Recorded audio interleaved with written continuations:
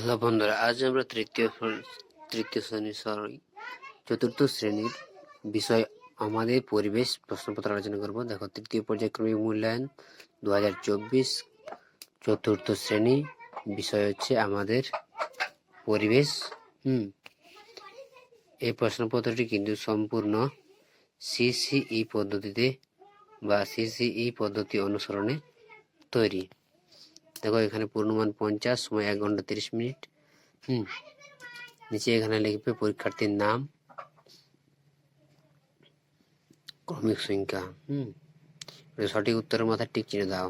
দেখো, এখানে তোমাদের 5 নম্বর আছে। 1 গুণ 5 = 5। আদিম মানুষ প্রথম পোষ মানিয়েছিল, এটা হবে কুকুরকে। 2 দেখো, আরাবারি জঙ্গল রয়েছে কোথায়? পশ্চিম মেদিনীপুর জেলায়। কাশিয়ারা বসবাস করেন কোথায়? মেঘালয় রাজ্যে। দেশে লাল মাটির জায়গা, তাহলে এটা হবে বিষ্ণুপুরে লাল মাটির জায়গা। দেখো, মমতাজের স্মৃতিতে বানানো তাজমহল একটি স্থাপত্য সৌধ না ভাস্কর্য? এটা হবে সৌধ। এরপর দেখো, শূন্যস্থান পূরণ করো। এখানে 5 গুণ 1 = 5। প্রতিটি প্রশ্নের মান 1 করে। আমাদের দেশের উত্তর ভাগ জুড়ে রয়েছে ড্যাশ, এটা হবে হিমালয় পর্বতমালা। আমাদের দেশের উত্তর ভাগে জুড়ে রয়েছে কি? হিমালয় পর্বতমালা। এরপর ক্ষয়ে বলছে পিঁপড়ে উইপোকারা দল বেঁধে থাকে, তাই তারা হলো সামাজিক প্রাণী। দিল্লি জামা মসজিদ বানিয়েছিল কে? শাহজাহান। লাল সালুতে মোড়া বইকে কি বলা হয়? এটা হবে পুঁথি। কি লিখবে? পুঁথি লিখবে। খাসিয়াদের সমাজে আজও পরিবারের প্রধান হলো মা। 3 দাগে দেখো, নিচের প্রশ্নগুলি কোথায় উত্তর দাও। প্রতিটি প্রশ্নের মান তোমাদের 5 গুণ 1 = 5। প্রতিটি প্রশ্নের মান 1 করে। দেখো, মাছ ধরে কারা? জেলেরা বা ধীবর। জাদুঘরকে ইংরেজিতে কি বলা হয়? মিউজিয়াম। জাদুঘরকে ইংরেজিতে মিউজিয়াম বলা হয়। ব্যান্ডেল চার্চ কত সালে তৈরি হয় বা বানানো হয়? 1660 সালে। বিষ্ণুপুরের নাম একসময় কি ছিল? মল্লভূম। মাংসাশী প্রাণীদের খাবার হলো বনের পশু পাখি। এরপরে তো স্তম্ভ মেলাও দেওয়া আছে। স্তম্ভ, আচ্ছা, বাম স্তম্ভের সাথে ডান স্তম্ভ মিলিয়ে দেখো। দেখো, কয় আছে এখানে তোমাদের 5 নম্বর আছে। কয়ের দাগে দেখো, রাঁচি হচ্ছে বিরসা মুন্ডা মিউজিয়াম। রাঁচিতে কিন্তু বিরসা মুন্ডা মিউজিয়াম আছে। এরপর দেখো, ক্ষয়ে দার্জিলিং এর কালিম্পং লেপচা মিউজিয়াম। উত্তর 24 পরগনা ব্যারাকপুরে গান্ধী স্মারক সংগ্রহশালা। কলকাতার ঠাকুরপুকুর গুরু সদয় দত্ত সংগ্রহশালা। পশ্চিম মেদিনীপুরের পিংলা গ্রাম হলো পটচিত্র সংগ্রহশালা। এটা কিন্তু ভালোভাবে করবে। এরপর আমরা পরের পাতায় চলে যাই। দেখো, 5 দাগে নিম্ন প্রশ্নগুলির উত্তর দাও। 5 গুণ 2 = 10। দেখো, এখানে কয়ের দাগে 2টি গবাদি পশুর নাম লেখো।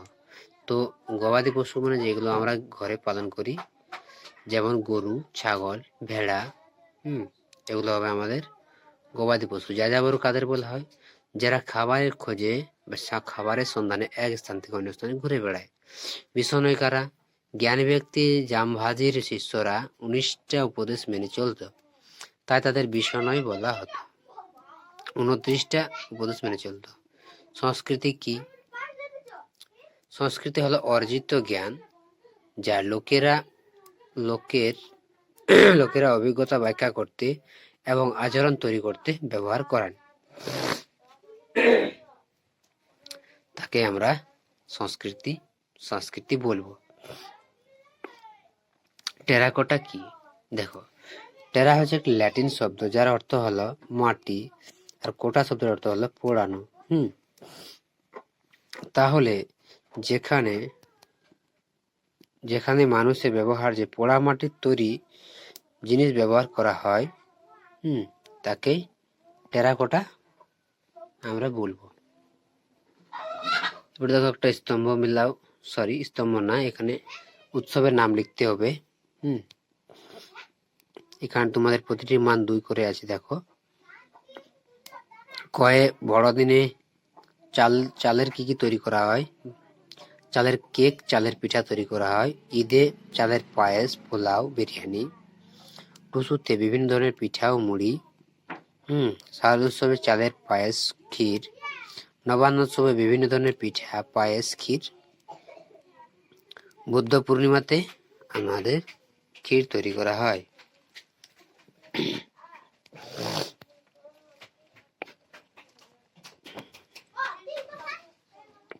এরপর তোমাদের দেখো বড় কোশ্চেন দেওয়া আছে।